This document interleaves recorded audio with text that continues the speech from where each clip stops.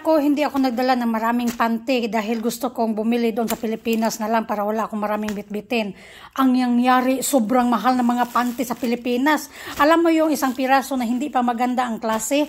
Tag 50 pesos ang mahal, tapos pangit ang tela, napakanipis. Kaya ngayon nang imbak ako ng maraming panty, nag-imbak ko. Alam mo yun dito, tag 3 piraso, 20 real. 20 real ang 3 piraso. Yan, 3 piraso. Nakaimbak na ako ng, bali, 80.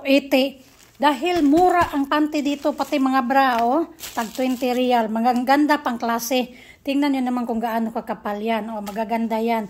Kaya dito pa lang, namimili na ako dahil ang bra doon sa Pilipinas, tag 400 ang magandang klase.